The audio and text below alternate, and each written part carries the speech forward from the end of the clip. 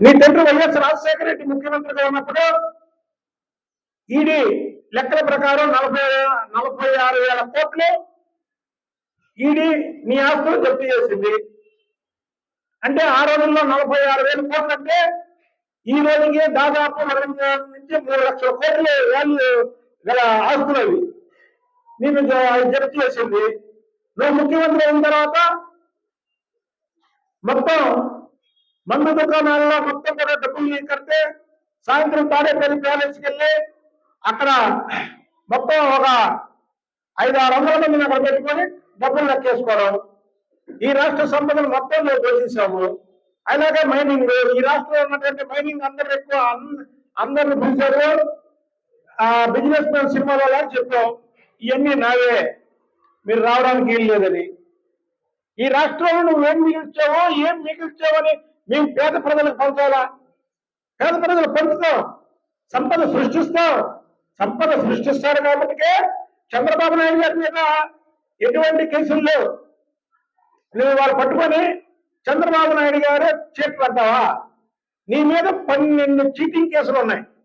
భారతదేశంలో ఏ రాజకీయ పార్టీ నాయకుడి మీద 12 చీటింగ్ కేసులు లేవు. ఒక్క జగన్మోహన్ రెడ్డి మీదే ఉన్నాయి. జగన్మోహన్ రెడ్డి 12 చీటింగ్ కేసుల్లో కూడా 16 నెలల జైల్లో శిక్ష అనుభవించారు. చంద్రబాబు నాయుడు గారిని లేనిపోని కేసులో లోపల వేశారనే కదా ప్రపంచం మొత్తం ఒకటయ్యి రోడ్ల మీదకి వచ్చింది.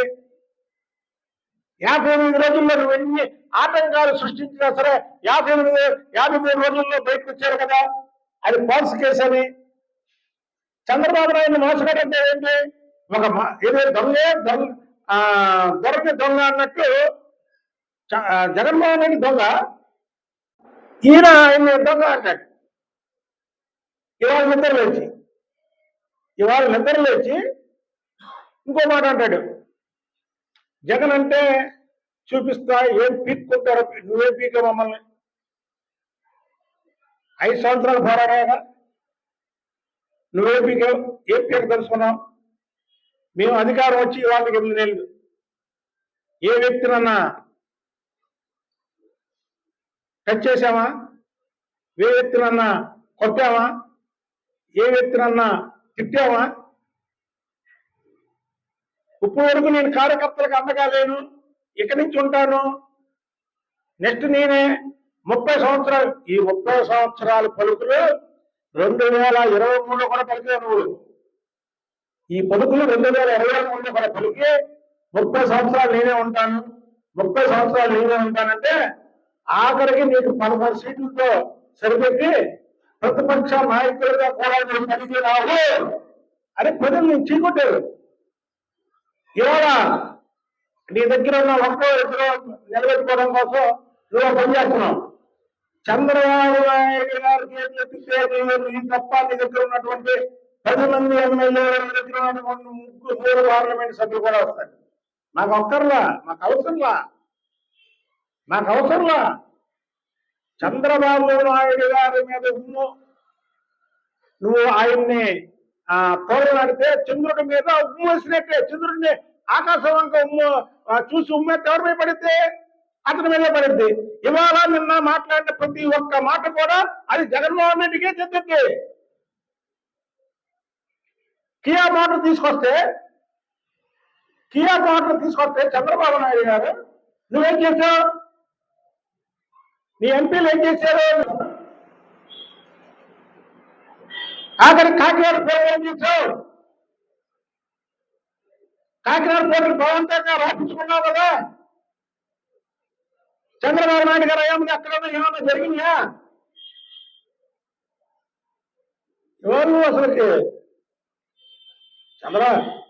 జగన్మోహన్ రెడ్డి పశుపతి చూస్తుంటే ఇక అరుంధతి సినిమాలో పశుపతి మాట్లాడినట్టు ఉంది.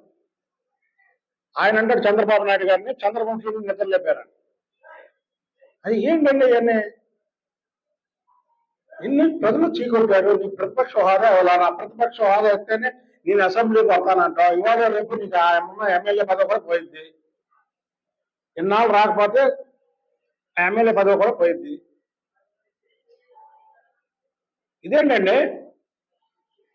ప్రజలు మీకు ప్రతిపక్ష హోదా ఇవ్వకపోతే నిన్ను ఎన్నుకున్న పులివెందుల ప్రజలకు కూడా అన్యాయం చేస్తున్నావు. చర్చ ఇవాళ జగన్మోహన్ రెడ్డి ప్రెస్ మీట్ పెట్టి మాట్లాడినటువంటి మాటలు మార్చిలో అసెంబ్లీ జరిగిద్ది, వెళ్ళి అసెంబ్లీలో చర్చించు. అసెంబ్లీ ఎందుకు వేదిక? ఇవన్నీ చర్చించడానికి ఒక వేదిక. వెళ్ళి మాట్లాడే ధైర్యం లేదా? అంటే చంద్రబాబు గారిని అసెంబ్లీ సాక్షిగా నువ్వు ఆయన్ని ఎగతాళి చేసి ఆయన ఇచ్చేసినట్టు నిన్ను చేస్తారని నువ్వు భయపడుతున్నావా? చంద్రబాబు నాయుడు గారి మనస్తత్వం అయితే అలాంటిది కాదు. నేను ఆమెస్తా. ప్రతి ఒక్కరూ కూడా 2024లో మళ్ళీ జగన్మోహన్ రెడ్డికి ఓటేస్తే పశుపతికి ఓటేసినట్టే అని. పశుపతి అంటే ఎవరే అంటే అరుంధతి సినిమాలో వెళ్ళను. పశుపతికి ఓటేసినట్టేనే ఈ రాష్ట్రాన్ని ముందుకు తీసుకెళ్లాలంటే చంద్రబాబు నాయుడు వల్ల ఇద్దని చంద్రబాబు నాయుడు గారికి పట్టం కట్టారు. జగన్మోహన్ రెడ్డి 8 నెలలకి నిద్ర చేసి నిన్న ఇవాళ ప్రెస్ మీట్లు పెట్టాడు. 8 నెలల కాలంలో నిన్నంటాడు కాలరు ఎగరేసే పాలన మాది, కాలరు పట్టుకునే పాలన వాళ్ళది అని ఒక పదం వాడాడు. కరెక్టే. కాలర్ ఎగరేసి రౌడీజం చేసేవాడు కాలర్ ఎగరేసుకొని తిరుగుతాడు. ఆ రౌడీజం చేసి కాలర్ ఎగరేసుకొని తిరిగేవాడు మేము కాలర్ పట్టుకుంటాం. మామూలు సామాన్యులు పట్టుకున్నాము. రౌడీజంగా కాలర్ ఎగరేసి తిరిగేవాడిని కాలర్ పట్టుకుంటాం. ఇంకో మాట అన్నారు జగన్మోహన్ రెడ్డి గారు, సంపద సృష్టించడం ఎలాగా అని ఒకసారి నా చెవిలో చెప్పమన్నా నీ చంద్రబాబు గారిని. అంటే ఎందుకే సంపద అసలు నేను నమ్మి ఎవరన్నా పరిశ్రమలు వచ్చినాయి ఈ రాష్ట్రానికి? నిన్ను నమ్మి పెట్టుబడిదారులు ఎవరు వచ్చారు ఇక్కడికి?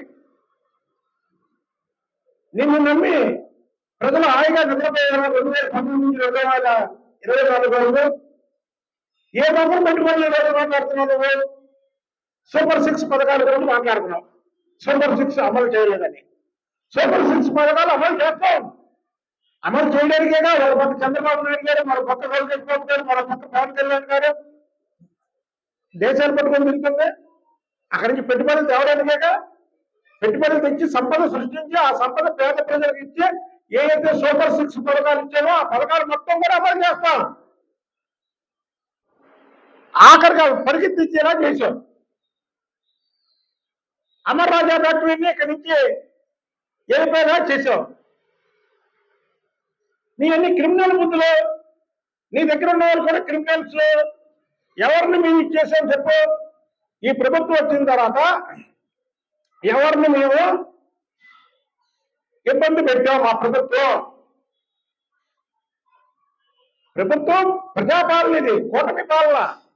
కూటమిలో మేము అడ్డదిడ్డంగా అక్కడ ఇదిగో ఇప్పుడు నువ్వు మాట్లాడావు కాబట్టి నేను ఒక వాస్తవం చెప్తున్నా. యువకుల పాదయాత్రల్లో బుద్ధ వెంకన్న మమ్మల్ని స్టేజీ మీద తిడుతూ బెదిరిస్తున్నాడని కేసు పెట్టారు. వంశీ కొడాలి కేసు, మన పేరు నాని వాళ్ళ లాంగ్వేజ్ వాడుతున్నాడు. ఇతని మీద అనేక కేసులు ఉన్నాయి, పాత కేసులు. నా మీద ఏమన్నా కేసులు ఈ ఎవరు పెడతారంటే నిజంగా చెప్తున్నాను, నాకు తెలుసు ఇవన్నీ. ఎవరు ఒకళ్ళు అంతమొందించాలన్నప్పుడు నన్ను అంతమొందిస్తారు అని కేసు పెడతారు. ఇది వంశీ ఆయన డ్రామా. ఇది ఇందులో క్లియర్గా ఉంది. ఏమనంటే బొత్త వెంకన్న నన్ను అంతమొందిస్తాడు, అనేక కేసులు ఉన్నాయి అతని మీద అంతకుముందు అని చెప్పి 4+4 గన్ మీద తీసుకున్నాడు. మొన్న వాళ్ళ అనుచరులు పోలీసులు దొరికినప్పుడు పోలీసులకి అనేక నిజాలు చెప్పారు. ఏమనంటే బుద్ధ వెంకన్న అనే వ్యక్తి కొడాలి నానిని ఫస్ట్ తిట్టి కొడాలి నానిని గాలి తీశాడు. వంశీ పెద్ద బిల్డప్ ఇస్తే వంశీని తిట్టి వంశీ గాలి తీశాడు. వెంకన్నను ఎలాగన్నా మరోని ఆ రోజులో మళ్ళీ గవర్నమెంట్ వస్తే నన్ను అంతమందించేయాలనే ఒక తాపత్రయం పడి ముందు కావాలని కేసు పెట్టారు. ఇది వంశీ అనుచరులు పోలీసులకి చెప్పినటువంటి విషయం. అయితే వంశీ డైరెక్ట్ గా మాలాగా రంగంలో దిగే మనిషి కాదు. ఈ మధ్య కాలంలో కూడా వేరే వాళ్ళని డ్రాప్ చేసి నాకు టీలోనో కాఫీలోనో సైలెంట్ పెట్టే దీంట్లో కూడా ఆలోచన చేస్తున్నారు. కానీ మా పార్టీ సిద్ధాంతాలు, మా పార్టీ ఇది, మేము ఎప్పుడూ కూడా రాజకీయ పరంగా ఎదుర్కొంటాం తప్ప ఇలాగా క్రిమినల్ ఆలోచనలు లేదా ట్రాప్ చేయడానికి మనుషుల్ని ఆ ఆలోచనలు ఉండవు. నిజంగా మాకు కానీ మేము ఏదైనా చేయాలనుకుంటే మేము డైరెక్ట్ గా వెళ్ళగలం. జోగి రమేష్ ఇంటి మీదకి వస్తే మా బాస్ ఇంటి మీదకి వస్తే మేము ఇక్కడి నుంచి కనీసం ఒక 4-5 వెళ్ళారు.